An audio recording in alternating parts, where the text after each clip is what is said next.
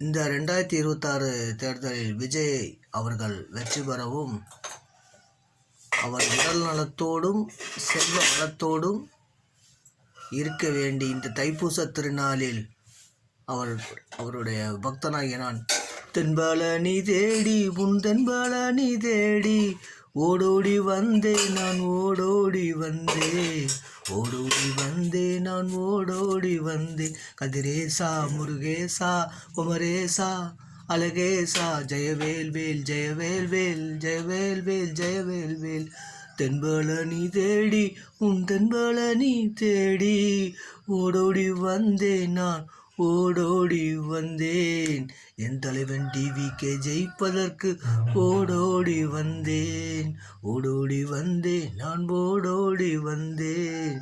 TVK சார்பாக ஓடோடி வந்தேன்.